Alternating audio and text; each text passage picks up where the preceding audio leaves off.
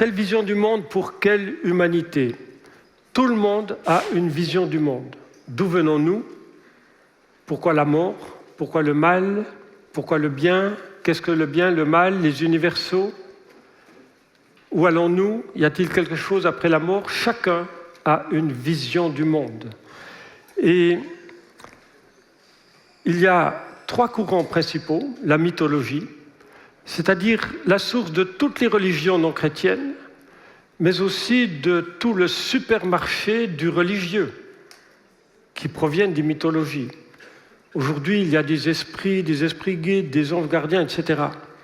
Et puis, il y a bien sûr aussi la mythologie grecque qui est très abondante, mais il y a aussi la philosophie grecque qui pose le fondement de toutes les études scientifiques et de tous les matérialismes dont nous parlerons, et en particulier du matérialisme immanent. Et puis il y a la Genèse biblique, qui est le fondement d'une part de la création, on l'a vu, mais aussi de toute l'histoire du salut en Jésus-Christ. Alors dans ce livre, il y a 50 mythes et légendes de toutes les cultures et du monde entier.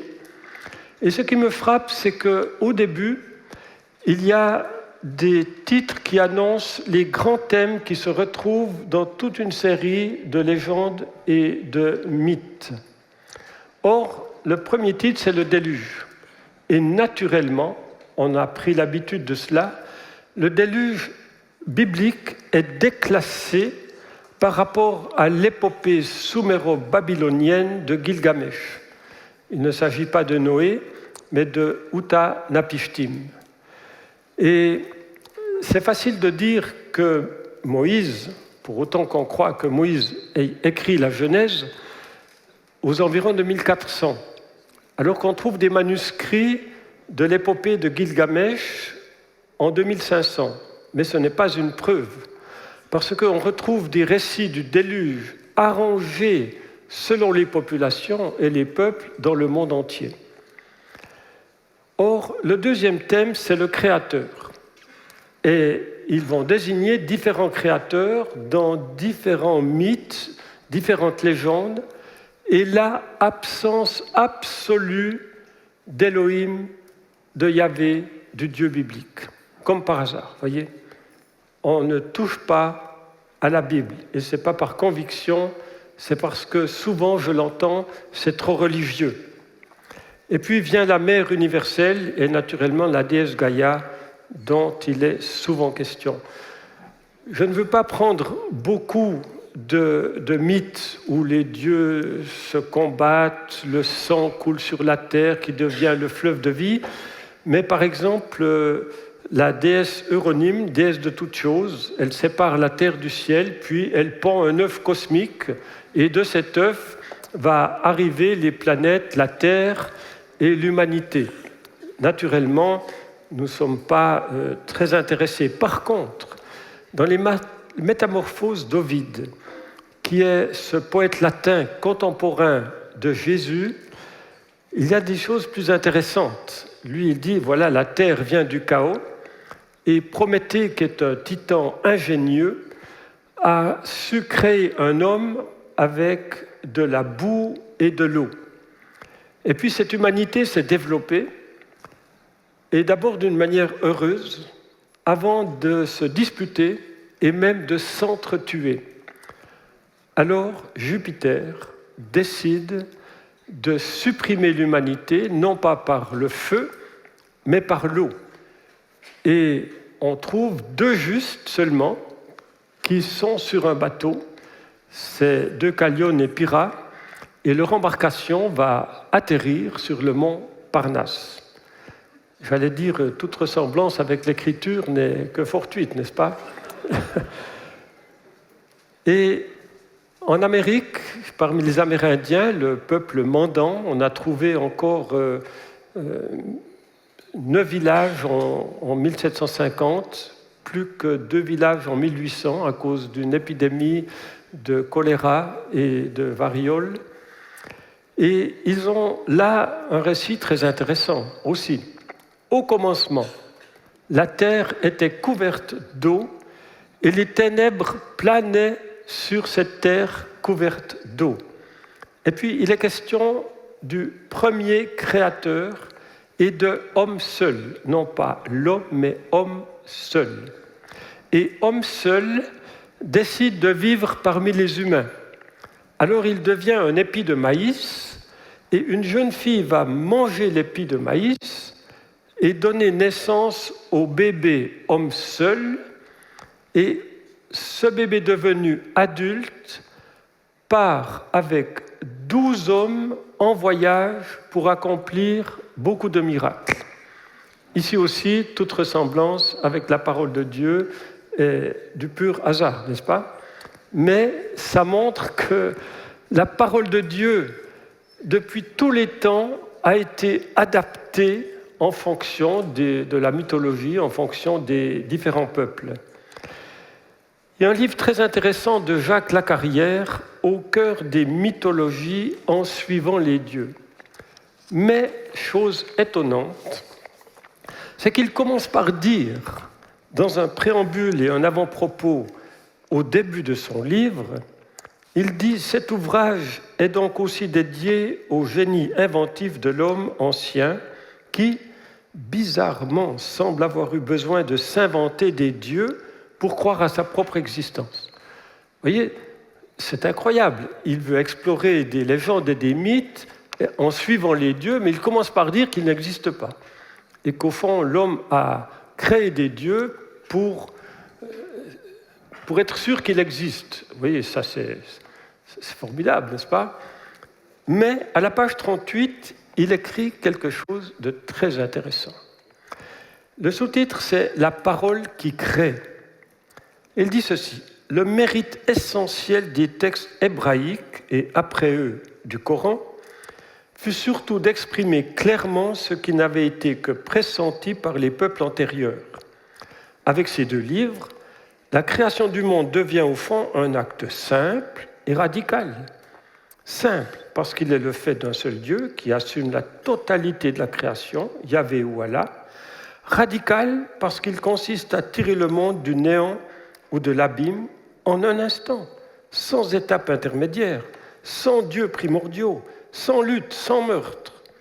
La création du monde dans la Genèse se développe évidemment dans le temps puisqu'elle prend 6 jours. Mais à chaque jour nouveau, l'élément qui surgit de l'abîme, la lumière, ciel, terre, eau, plante, acquiert d'emblée sa forme définitive, plus de tâtonnements, d'ébauches, de rectifications difficiles et sanglantes.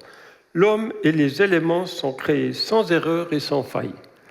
C'est extraordinaire d'écrire cela, tout en commençant par dire que Dieu ne peut pas exister. Mais c'est, je dirais, un témoignage bouleversant de la simplicité et de l'authenticité de la création selon la Bible. Je n'ai malheureusement pas retrouvé le scientifique dans toute ma bibliothèque, mais je sais que j'ai lu un jour de la part d'un scientifique qui se déclare athée, que malgré tout, s'il devait résumer toutes ses connaissances sur la science des origines, il prendrait la Genèse. C'est un témoignage pour dire, alors que par rapport à la mythologie, vous êtes d'accord qu'il y a une différence fondamentale. Et Jacques Lacarrière, qui élimine les dieux d'entrée, il reconnaît qu'il y a dans ce texte quelque chose de majestueux. Maintenant, c'est très important de développer toute la question de la biologie, de la géologie, comme on vient de le faire, comme on le fait ces temps en biologie, de la physique aussi. Mais malheureusement, quand on étudie toute la question de la science des origines, nous devrions tenir compte aussi de la linguistique. Et je pense que dans un futur congrès, nous aurons un orateur qui viendra nous parler de la linguistique qui témoigne ouvertement d'une terre jeune aussi. Et aussi l'anthropologie. Et vous avez peut-être lu ou entendu parler de ce livre de Don Richardson, « L'éternité dans leur cœur ». Il a mis à jour, en tant qu'anthropologue, que de très nombreuses grandes civilisations avaient, elles, une histoire à raconter comme quoi, dans un lointain passé, il vivait avec le Créateur et que cette relation a été brisée et depuis lors, ils ont créé des rites, des religions, des systèmes pour essayer de communiquer avec ce Créateur. Et j'ai eu le privilège d'aller tant d'années chez les amis pygmées au cœur de la forêt équatoriale. J'aurais dû partir mercredi prochain pour un nouveau voyage, mais des grands problèmes avec les troupes Wagner, de la corruption, le voyage est annulé. Mais mon cher ami Barthélemy, c'est un chasseur émérite et un chrétien que j'ai suivi beaucoup dans la forêt en allant à la chasse avec lui. Vous voyez, ils vivent là-bas encore vraiment comme de vrais pygmées, avec leurs huttes en feuilles. Je suis allé si souvent, vous voyez, j'avais déjà les cheveux blancs. Et ils ont un récit magnifique qui ne se trouve pas dans ce livre de Don Richardson, mais qui vient le confirmer. C'est-à-dire que les pygmées qui se méprisent et qui sont méprisés, puisque au siècle passé encore, on pensait que les pygmées étaient vraiment une race intermédiaire entre les grands singes et les hommes modernes. Et donc, ils ont ce récit magnifique. Dans un lointain passé, l'humanité, non pas les pygmées, l'humanité vivait avec le dieu Komba. Et un jour, Komba a dit « Je veux retourner dans le ciel. Mais depuis cet après-midi, vous ne mangez pas jusqu'à demain. » Le lendemain arrive et le dieu Komba dit « Vous commencez de chanter. » Et pendant qu'il chantait, il partait dans le ciel. J'espère qu'on pourra partir aussi un jour dans le ciel en chantant, n'est-ce pas, des cantiques. Et voilà qu'une femme chante et ne part pas. Alors Komba lui dit « Tu as mangé. » « Oui, j'ai mangé du miel. » Alors ta punition, tu resteras sur la terre. Et elle est restée seule sur la terre, mais la puissance des ténèbres s'est occupée d'elle, qui a donné naissance au peuple pygmée, qui explique qu'ils sont petits et méprisés par l'ensemble de ce qu'on appelle parfois les grands noirs, ce qui n'est pas le cas de tous. Or, chapitre 3, les 3 baras de Genèse 1.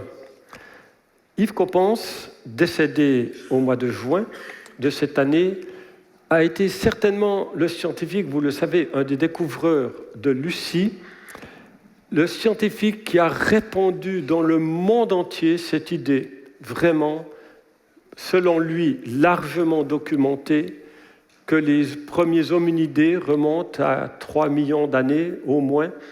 Et ensuite, il a décliné vraiment pas à pas tout le cheminement jusqu'à l'homme moderne.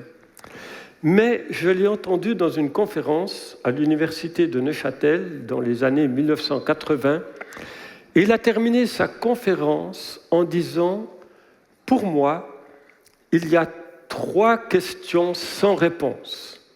D'où vient la matière? D'où vient la vie?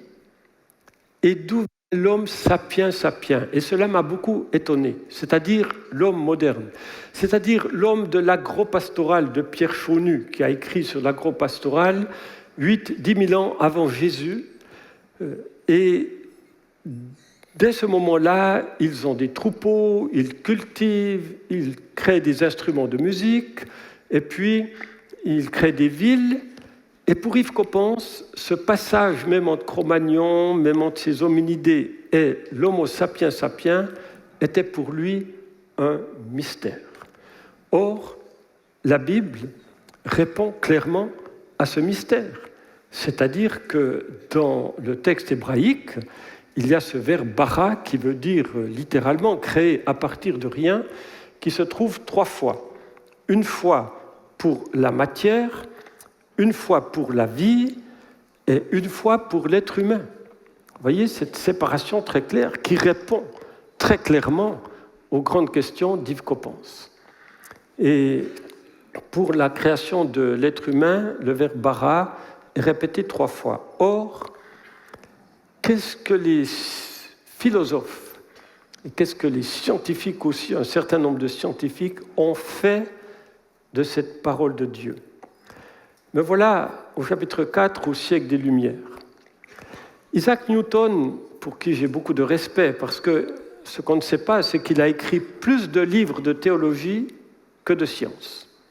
C'était vraiment un croyant, même malheureusement.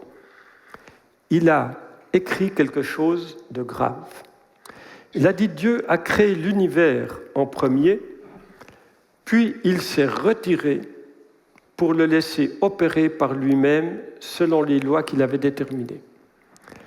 Ça n'a l'air de rien, mais c'est extrêmement grave. Ça veut dire Dieu a probablement créé la matière, mais ensuite il a donné des lois à l'univers, et l'univers, au fond, se développe par lui-même selon des lois et des lois scientifiques. Or, celui qui a vu jour, le premier, c'est Voltaire. Alors Voltaire était un adversaire du matérialisme. Bon, ce n'était pas un grand croyant. Il était surtout très opposé à l'institution de l'Église. Mais Voltaire a perçu le danger émis par Newton. En disant le système de Newton a favorisé en France les progrès du matérialisme et de l'athéisme. Vous voyez, la philosophie, même venant d'un scientifique comme Newton, a des conséquences. Favoriser en France les progrès du matérialisme et de l'athéisme. Et alors, la porte était ouverte. Julien Offray de La Métrie, je pense que vous lisez tous ses livres le soir avant de dormir, il a écrit « Le mécanisme de la vie est une horloge qui n'a pas besoin d'horloger ». Vous voyez, le pas est franchi. Au fond, Newton pensait encore à un créateur, mais qui s'est retiré.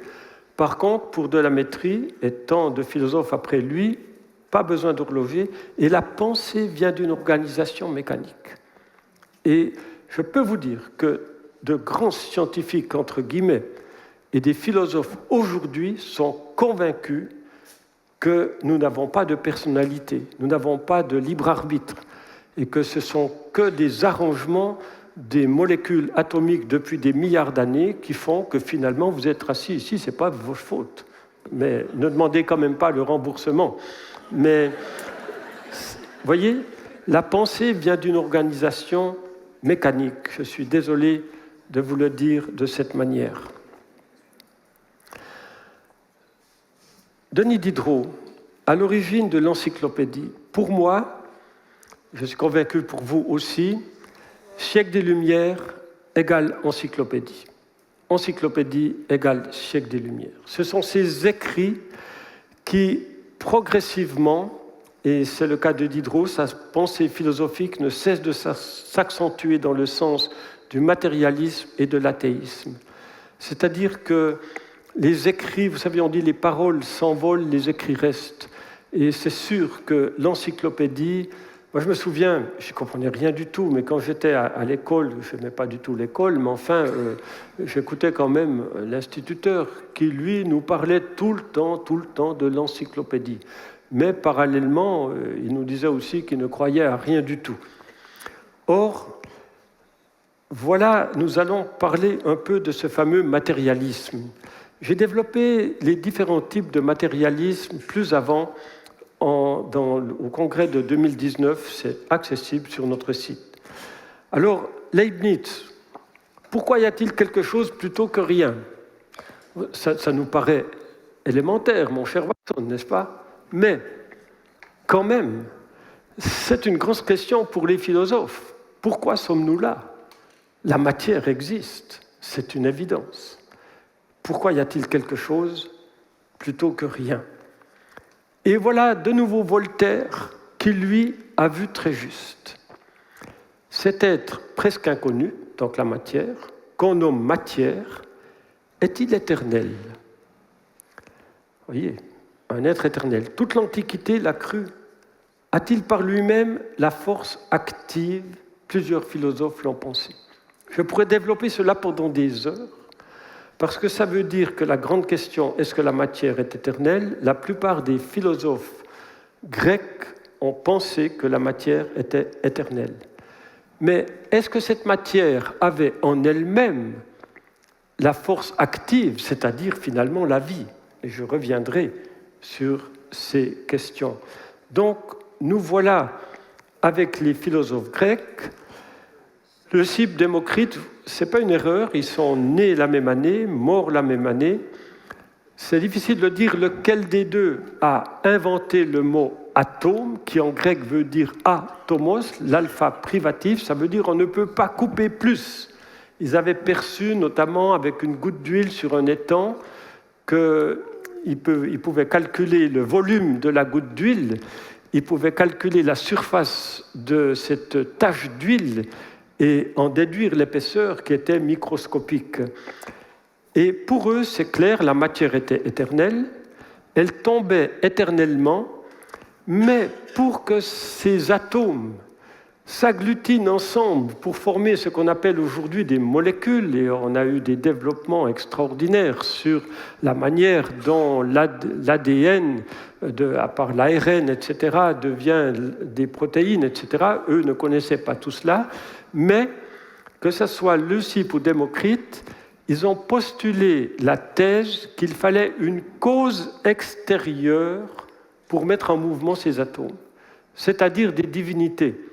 Parce que, évidemment, pour eux, déjà, les dieux, ils étaient retirés, très lointains, mais ce sont les divinités qui pouvaient agir sur la matière.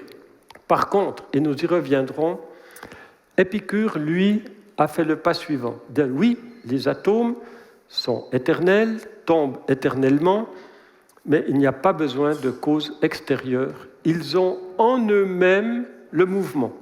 Et la question du mouvement a préoccupé pendant des siècles les scientifiques. D'où vient ce mouvement? Épicure, pas de cause extérieure. Et nous arrivons au chapitre 6, le matérialisme immanent. Immanent, c'est un terme qui veut dire vraiment, il n'y a pas de Dieu. Il n'y a que de la matière. Et Pascal Charbonnat, dans son histoire philosophie du matérialiste, a écrit quelque chose qui, pour moi, représente un très grand tournant. Il me reste 30 minutes, c'est bien, ça va bien. La philosophie n'a pas encore effectué sa révolution darwinienne. Et ça, je vous dis, c'est un tournant majeur. Parce que les philosophes ont émis toutes sortes de pensées depuis tous les siècles, mais n'ont pas toujours été pris au sérieux. Même des philosophes regrettent que leur philosophie ne soit pas davantage considérée. Donc, cette phrase est majeure. La philosophie n'a pas encore effectué sa révolution darwinienne. Ça veut dire qu'il faudra que la philosophie, entre guillemets, de l'athéisme ait un support scientifique. Et ça, c'est le grand tournant. Et effectivement, ce grand tournant, on en a parlé déjà, il s'agit de Charles Darwin. Oh, vous savez, Charles Darwin, on s'en sert comme c'était l'homme providentiel qu'il fallait, parce que ce n'est pas lui qui a inventé la théorie de l'évolution, et même pas la question de la sélection naturelle, mais son livre a fait boum. On avait besoin de son livre. C'est pourquoi on ne parle que de Charles Darwin. Mais il a écrit quelque chose qui m'a pris des années pour savoir si vraiment il avait écrit cela. Le vrai matérialisme fait de Dieu une impossibilité, de la révélation une vue de l'esprit et de la vie future une absurdité. Charles Darwin, juin 1879. J'ai cherché, je vous le dis, pendant des années pour trouver la source d'une telle déclaration. Or, c'est en lisant Patrick Thor, qui a écrit, il écrit à peu près un livre de 500 pages par année. Et lui parle de l'athéité de Darwin, par opposition à l'athéisme, parce que Darwin, d'une part, avait une épouse, Emma, qui était très chrétienne, très engagée. Et puis, surtout, il ne voulait pas de problème avec l'Église anglicane. Donc, en tout cas, pas d'athéisme militant. C'est pourquoi Patrick Thor dit, voilà, Charles Darwin était dans l'athéité. Mais Patrick Thor va révéler aussi que ces paroles de Darwin ne se trouvent évidemment pas dans son livre « L'origine des espèces par la sélection naturelle », ni dans la descendance de l'homme par la sélection sexuelle, mais dans son autobiographie.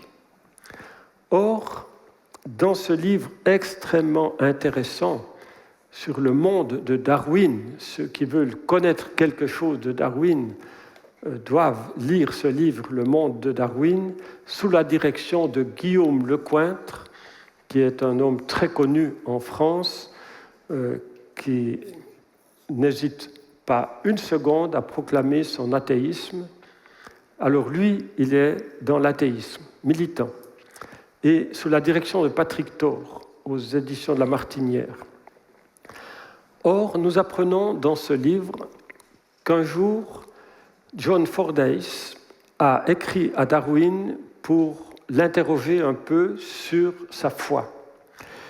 Et Darwin a répondu « Je suis agnostique ». Et ce terme agnostique venait d'être inventé par Huxley, son ami. Donc il a dit « Voilà, je suis agnostique ». Et à partir de là, je dirais, cette notion s'est répandue partout. Darwin, agnostique, mais finalement, il croyait quand même en Dieu. Vous verrez que ça pose problème. Et une année après sa mort, John Fordyce a publié cette lettre.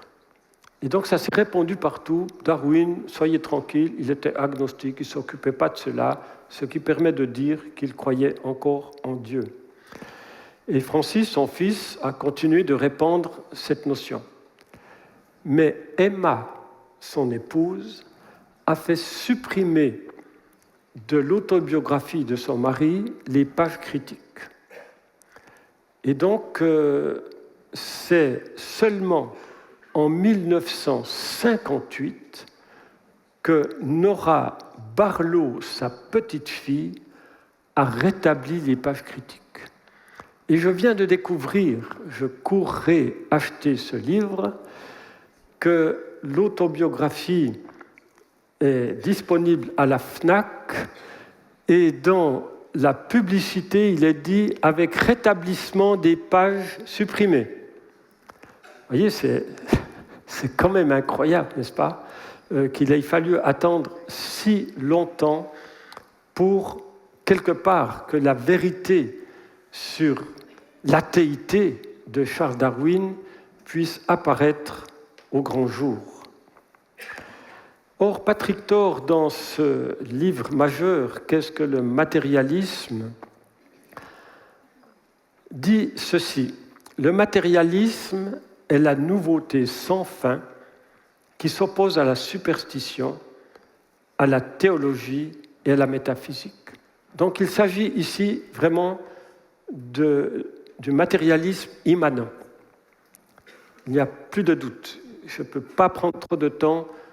Encore une fois, c'est en 2019 que j'ai développé les différents types de matérialisme à partir des philosophes grecs. Posant la matière comme existence première et source de toutes les catégories de phénomènes, il est par nécessité moniste, c'est-à-dire il n'y a que de la matière et rien d'autre. Pas d'esprit, pas de divinité, évidemment pas de Dieu. Or, Patrick Thor va recourir aux philosophes grecs pour établir philosophiquement, mais finalement scientifiquement, qu'il n'y a pas de Dieu. Alors, il va non pas se référer à Leucippe et à Démocrite, mais il va revenir à Épicure. Et il va écrire ceci: les atomes de différentes grandeurs sont continuellement en mouvement. Ils n'ont pas d'état interne. Ça, il reprend ce que Épicure a écrit. Et il poursuit. Le matérialisme d'Épicure est nécessairement, déjà et d'emblée, de par la doctrine même du klinamen. Or, klinamen, c'est inventé par Épicure. Et ensuite, ils ont corrigé cela, en disant c'est un nilozoïsme. Donc, ce n'est pas un dinosaure, c'est un nilozoïsme, terme créé au XVIIe siècle par Ködvort, c'est-à-dire ainsi que le définira Littré. C'est un système philosophique qui attribue à la matière une vie primitive. Voilà, donc vous savez maintenant ce qu'est le klinamen d'Épicure et l'ilolozoïsme du monde moderne. Un système philosophique qui attribue à la matière une vie primitive. J'ai envie de dire, il faut oser écrire quelque chose comme ça, n'est-ce pas? Où sont les preuves scientifiques? C'est juste incroyable d'oser écrire un système philosophique qui attribue à la matière une vie primitive. Et ce système philosophique, on a envie de dire, c'est une personne. Non, non, pas du tout, puisqu'il n'y a que de la matière. Voilà notre ami Patrick Thor, linguiste, philosophe, historien des sciences, théoricien de la connaissance. C'est un homme qui est mondialement connu et qui va tantôt en Chine, en Russie, pour parler de Darwin et de l'évolution. C'est véritablement un apôtre de Darwin. Et il a écrit « Aucun scientifique rigoureux ne contestera le fait que la vie soit une possibilité réalisée de la matière. Matière qu'il devient dès lors absurde de considérer comme essentiellement ou primitivement non vivante. » Je suis désolé, mon cher John et André, Étienne et tous les scientifiques qui sont ici, vous n'êtes pas rigoureux.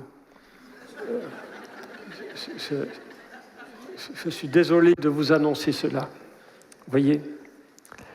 Et ça veut dire quand même que, vous voyez, ça devient absurde. Or, qu'est-ce que cela veut dire? Vous savez qu'aujourd'hui, dans les émissions Arte ou d'autres, dans Science et Vie ou d'autres journaux, il y a quand même la grande question de la vie. La vie reste quand même, pour des scientifiques qui sont encore un tout petit peu rigoureux, une grande question. Or, dans une émission Arte au mois de mars ou avril de cette année, il parlait une fois de plus des origines. Et chose étonnante, à la fin de l'émission, en parlant de la vie, ils ont dit il manque des briques fondamentales pour créer la vie sur la Terre. Arte. Et on espère trouver ces briques fondamentales sur la planète Mars, qui dans des milliards d'années passées était semblable à la Terre, et on espère trouver à 2 mètres de profondeur les briques qui nous manquent pour dire que la vie a pu apparaître sur la Terre. Mes chers amis, des fois je me dis, on nous prend pour des imbéciles. Parce que même s'ils trouvaient la vie dans une exoplanète, il faudra encore expliquer comment cette vie est apparue, puisque pour eux, ils le reconnaissent, c'est une impasse. Or, j'ai eu le privilège de rencontrer Patrick Thor dans des conditions étonnantes. Dans un village de France, Perché, un beau village de France, il a une maison où il vit comme Darwin. Il y a la verroterie, les meubles, et il s'habille comme Darwin. Et puis, la seule chose qui est moderne, ce sont ces dizaines de livres de 500 pages. Et je vous dis, c'était un hasard de Dieu que je puisse rencontrer cet homme et parler avec lui. Et ça a été une rencontre, je dirais, très humaine. C'est un homme charmant. Et on a parlé de la vieillesse. Lui, il m'a dit que voilà. Mais il m'a dit aussi son désarroi de ce que trop d'universitaires ne croyaient plus à la thèse de Darwin. Et il était un peu dépité. Mais surtout, et ça m'a fait réfléchir, dans ce long entretien, il m'a fait part de ce qui suit. Dans ce livre « Qu'est-ce que le matérialisme ?», il dit « L'un des objectifs assumés de ce livre est de montrer l'insuffisance de la thèse d'un Darwin agnostique, relayée d'après certaines déclarations à l'évidence autoprotectrice et tactique du naturaliste lui-même par la plupart des commentateurs anglo-saxons. » Et j'ai envie d'ajouter évidemment des commentateurs aussi occidentaux et francophones. Donc pour lui, sa thèse, c'est de dire, si vous croyez à la Bible avec une création en 6 jours, vous êtes complètement à côté, mais vous êtes au moins cohérent. Voilà. Vous êtes cohérent avec ce que vous croyez, voilà. Et puis, à vous de le démontrer. Par contre, tous les croyants, et il en connaît, des scientifiques et même des théologiens qui sont évolutionnistes, darwinistes, et qui, en même temps, proclament que la théorie de l'évolution n'empêche pas de croire en Dieu, n'empêche pas qu'il y ait un créateur. Et là, Patrick Thor s'élève contre ces personnes en disant « vous êtes incohérents ». Parce que pour lui, et il le démontre, la théorie de l'évolution implique l'athéisme. Pour lui, c'est clair, c'est évident. Or, c'est à ce stade-là que j'aimerais redire ma tristesse profonde de ce que Henri Blocher, qui est un frère en Christ, qui croit en Jésus, Fils de Dieu, mort et ressuscité, qui reviendra, c'est un frère en Christ, mais il a plié un genou devant l'idole de l'évolution.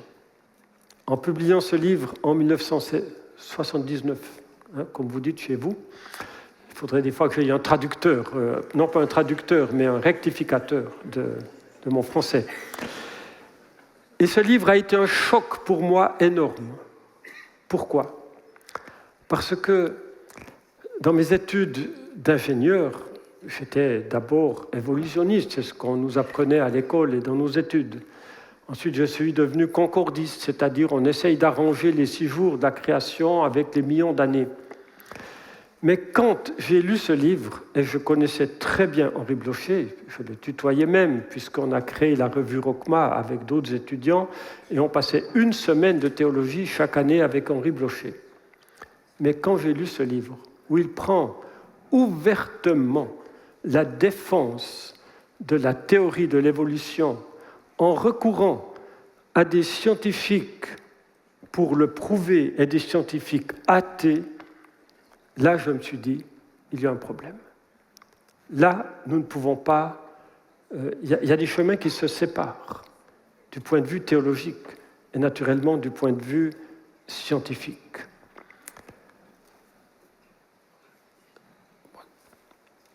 Or, une de ses thèses, c'est cette fameuse théorie du cadre.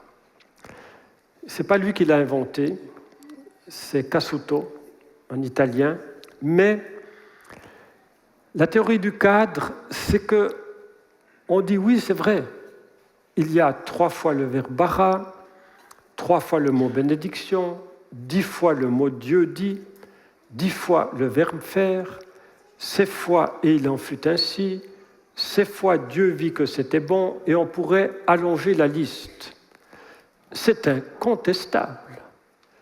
Et Mais de là à faire cet arrangement pour la correspondance des jours, pourquoi pas? Mais ça ne justifie pas le fait de dire que ce n'est pas historique. Parce que d'autres théologiens ont montré qu'il n'y avait pas de différence fondamentale entre le texte de la Genèse et ensuite, par exemple, du déluge et de la tour de Babel, et puis de toute l'histoire, bien sûr, d'Abraham, il n'y a pas de différence littéraire. Or, Henri Blocher et une grande partie aujourd'hui, et j'en suis extrêmement attristé, du monde évangélique, je vais vous parler du néolibéralisme évangélique, sont dans cette mouvance, en fait, de ce qu'ils appellent un genre littéraire. J'ai envie de dire, quand la science n'est pas d'accord avec la parole de Dieu, on dit « ne vous inquiétez pas, c'est un genre littéraire ». Est-ce que je dois dire à mes amis pygmées qui ont appris à lire, d'abord il a fallu traduire leur langue, l'alphabétiser, et ils ont mis du temps pour apprendre à lire, pour qu'ils puissent lire un jour la parole de Dieu. Il faut leur dire, mais écoutez, ne lisez pas la Genèse, c'est un genre littéraire. Et le déluge, c'est un genre littéraire. Mais est-ce que Dieu nous trompe à ce moment, à ce point-là?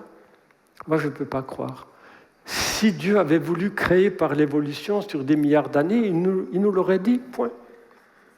Pourquoi est-ce que la Bible, qui utilise des centaines de fois le mot « vérité », pourquoi ça commencerait par un genre littéraire qui nous est conduit et à qui on doit dire à ceux à Madagascar, où je suis allé aussi, j'ai vu des personnes de la brousse qui apprenaient à lire pour pouvoir lire la parole de Dieu. Et il faudrait leur dire, attention, il y a des genres littéraires. Ce qui me permet de parler, et c'est une grande souffrance pour moi, du néolibéralisme évangélique qui fait des dégâts en Suisse romande gigantesques. Lilia Jäger, qui est une disciple d'Henri Blocher, a écrit ceci dans ce livre « Adam, qui es-tu » Parce que forcément, et je vais vous le montrer, la théorie de l'évolution a des conséquences inéluctables dans la parole de Dieu. Il ne suffit pas simplement de dire que l'évolution c'est juste et que Dieu a pu intervenir à différents moments, par exemple pour résoudre ces fameux problèmes des nœuds dont on a parlé hier, dont André nous a parlé, c'est-à-dire de ces inconnus, on ne sait pas pourquoi tout à coup une espèce est devenue une autre espèce, même par un saut évolutif, le saltationnisme. Eh bien, à ce moment-là, c'est facile de dire Dieu est intervenu. Or, elle écrit ceci, « Le développement de la science a donné lieu à un nombre croissant de découvertes qui percent le voile de la préhistoire et révèlent une continuité surprenante entre le monde animal et l'homme. » C'est clair, n'est-ce pas? La science a montré une continuité surprenante entre l'animal et l'homme. Je suis désolé pour vous, mais elles rendent par là même plus difficile d'identifier un moment précis pour le début de l'humanité, sans parler de la possibilité de désigner un couple ancêtre unique dont descendraient tous les hommes. Mais elle est très logique, elle est très conséquente avec la théorie de l'évolution. On ne sait plus où placer Adam et Ève. Parce que même si on plaçait Adam et Ève, disons 40 000, 50 000 ans avant Jésus, d'abord ça ne tient plus la route parce que le biotope de la Genèse, c'est que tout de suite, ils ont des troupeaux, ils élèvent, ils cultivent, ils créent des instruments de musique, comme je l'ai dit tout à l'heure, ils développent des villes. Et cela, on ne peut pas le reculer en arrière de dizaines de milliers d'années, ce n'est pas possible. Donc on ne sait plus quoi faire avec Adam et Ève, sauf que les choses sont claires dans ses écrits. Pour elle, elle rejoint très clairement là où en sont les évolutionnistes, c'est-à-dire que l'humanité moderne, qui était cette grande interrogation pour Yves Coppens, c'est une communauté de 20, 30, 40, 50 000 personnes, entre 40 000, 100 000 et peut-être jusqu'à 200 000 ans avant Jésus. C'est à cause du chromosome Y, je ne vais pas développer tout cela, André le ferait beaucoup mieux que moi. Mais ça veut dire que pour elle, il n'y a pas d'Adam et Ève, c'est une communauté de dizaines de milliers de personnes. Alors, que devient la chute? Donc, il n'y a plus Adam, plus Ève. Que devient la chute? Eh bien, Dieu aurait mis son esprit dans cette communauté de dizaines de milliers de personnes, et ces dizaines de milliers de personnes, ou une parmi elles, je n'en sais rien, auraient refusé cet esprit venant du Créateur, et pour elles, c'est ça la chute. Je vous dis, nous sommes à des années-lumière de la parole de Dieu. À des années-lumière de la parole de Dieu. Pour elle, je dis, la chute, selon Lydia Jaeger, quelque part dans son livre « Adam, qui es-tu ?», elle est cohérente. Et c'est pourquoi je dis, je suis d'accord avec Patrick Thor pour dire, si vous êtes partie prenante de la théorie de l'évolution, vous ne pouvez pas être en même temps croyant biblique. C'est pas possible. Or, mon épouse achète, il y a quelques années, un livre à la Ligue pour la lecture de la Bible, qui a presque partout dans le monde entier défendu vraiment la parole de Dieu jusqu'à sa lettre. Bon, voilà, détective au temps de la Bible, j'ouvre ce livre et à la page 2, qu'est-ce que je vois? Déluge local. C'est un déluge local, une inondation entre le Tigre et l'Euphrate qui a eu lieu de temps en temps. Mais ici aussi, d'abord je trouve ça ridicule. Parce que pourquoi enfermer des oiseaux dans un bateau alors qu'à tire d'aile, ils vont se sauver? Mais encore une fois, c'est très logique. Parce que vous ne pouvez pas placer un déluge universel si vous croyez à la théorie de l'évolution. C'est impossible. On ne peut pas. Alors qu'il a fallu des millions d'années pour que les hominidés deviennent des homo sapiens sapiens, ce n'est pas possible de recommencer quelques milliers d'années avant Jésus avec 8 personnes. Ce n'est pas possible. Donc vous voyez, la logique qui suit, c'est d'éliminer de la parole de Dieu, finalement, tout ce qui n'est pas compatible avec la théorie de l'évolution. Galilée déjà, et dans ce sens, il a fait quand même pas mal de mal, lui a dit, le soleil de Josué, ce n'est pas possible. Ce n'est pas possible. Et on pense que Galilée a été plus condamné par son exégèse libérale que par le fait qu'il croyait que la Terre tournait autour du Soleil. Je reviens à Henri Blocher, dans ce livre « La foi et la raison ». Et là, moi, je suis sidéré. Considérons par exemple le fameux Soleil de Josué qui se serait arrêté, impliquant l'arrêt de tout le système solaire pendant quelques heures avec abolition de toutes les lois de la gravitation. Il est vrai que de croire cela, je comprends qu'on nous prenne pour des fous dangereux. Je comprends. Arrêter le système solaire. Imaginez. Et toute la gravitation, abolition de toutes les lois de la gravitation. Est-ce vraiment cela que dit le texte? J'ai envie de dire, on retrouve quelque chose de la chute. Est-ce que Dieu a vraiment dit cela?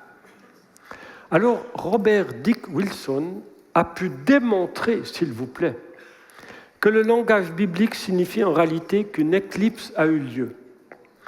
Mais est-ce que je suis trop vieux pour comprendre qu'une éclipse de soleil crée la nuit et pas le jour?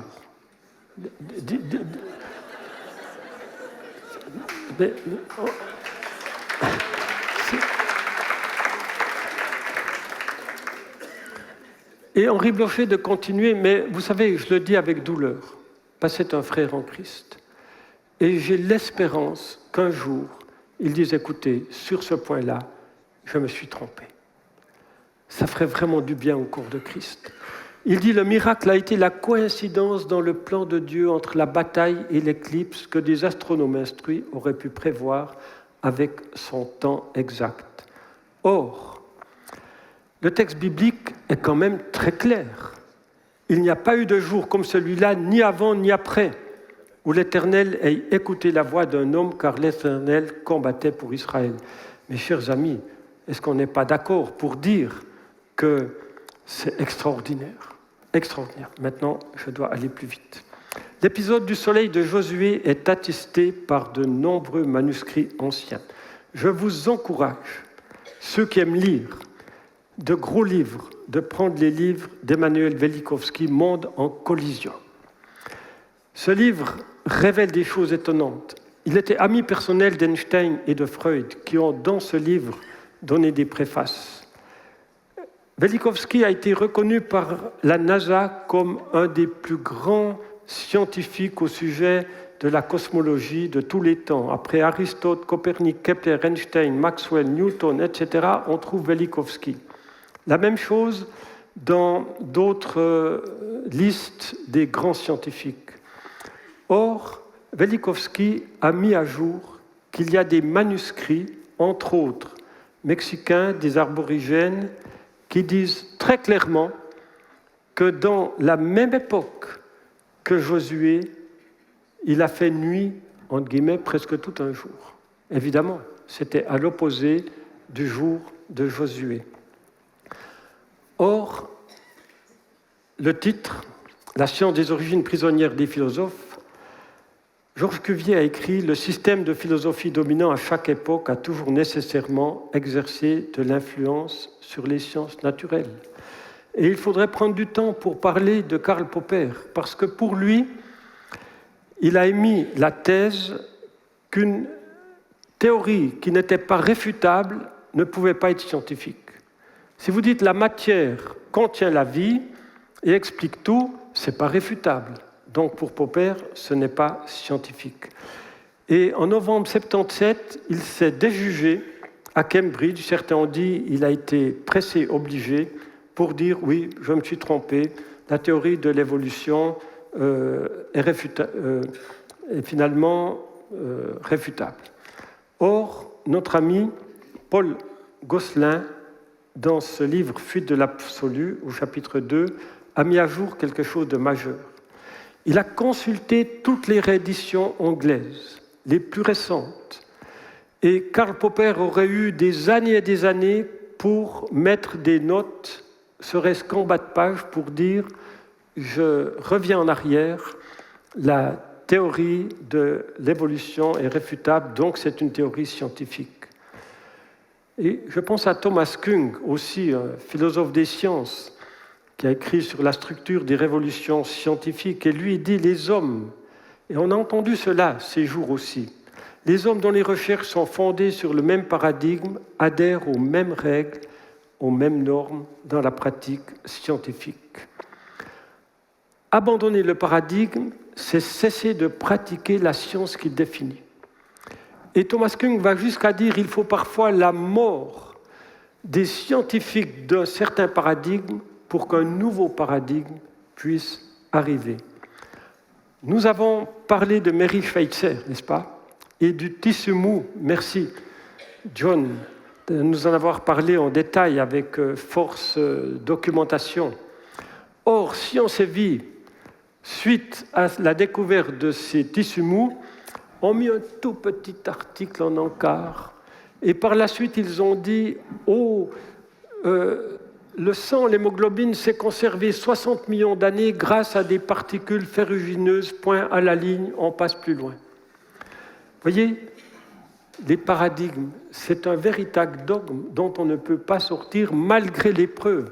Jean de Pontcharrat, en 2019, a participé lui-même à des mesures au radiocarbone des dinosaures, je ne m'étends pas plus ici, puisque ça a été largement décrit tout à l'heure par John. Or, la Bible nous parle clairement des dinosaures. Mais Louis II, qui était déjà marqué par la théorie de l'évolution, le malheureux, il a mis hippopotame à la place de Behémoth. Mais il a inventé tout simplement cela. Or, quand il est dit dans Job qu'il a une queue comme un cèdre, regardez la queue de l'hippopotame, s'il vous plaît, elle est vraiment toute petite. Il l'a pourvue d'une épée. Où est l'épée de l'hippopotame? Et c'est encore pire pour le Léviathan qu'il a dit crocodile, parce que la Bible décrit littéralement un dinosaure. Elle dit que sous son ventre, il y a des pointes aiguës. Je n'ai jamais caressé le ventre d'un crocodile, mais si vous donniez cette description de Job à un étudiant en paléontologie, il vous dirait qu'il s'agit, sans dire que ça vient de la Bible, il s'agit d'un dinosaure. Et c'est ici que je veux terminer aussi par les conséquences morales du matérialisme immanent. Les conséquences morales.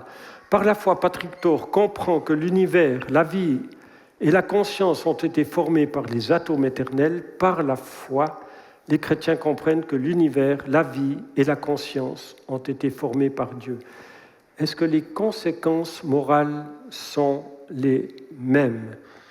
Marcel François a dit « Si l'homme est libre de choisir ses idées, il n'est pas libre d'échapper aux conséquences des idées qu'il a choisies. » Je passe sur cette diapositive pour vous parler finalement de Michel Onfray, qui a écrit ce traité de la théologie.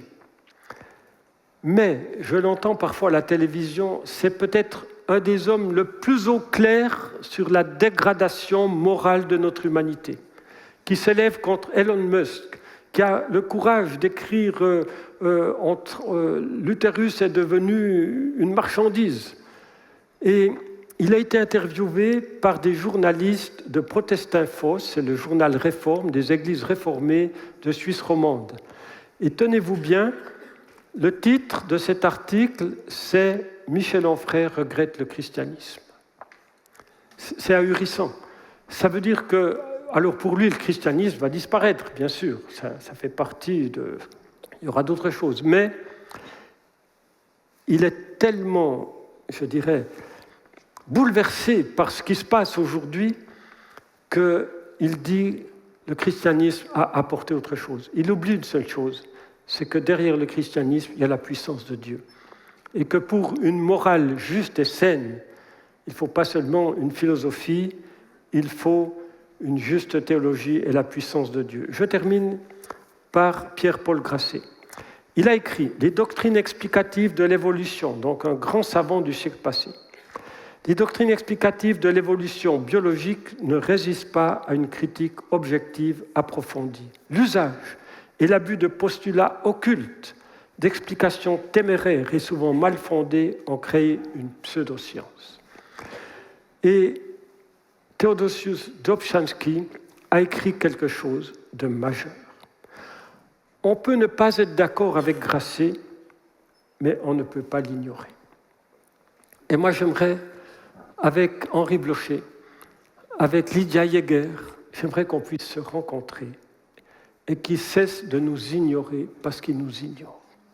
Lydia Jäger a écrit dans un livre « Il faut être ouvert à tous les courants, mais on ne peut pas discuter avec les créationnistes qui croient en une terre jeune de 6 jours. » Et je le regrette beaucoup. Le temps est imparti. Relisez Acte 17, vous verrez que Paul répond point par point aux interrogations des philosophes grecs. En lui, nous avons la vie, le mouvement et l'être. De lui, nous sommes la race. Et Jean 5, 46, verset 47, « Car si vous croyez Moïse, vous me croiriez aussi, parce qu'il a écrit à mon sujet. Mais si vous ne croyez pas à ses écrits, comment croirez-vous en moi ?»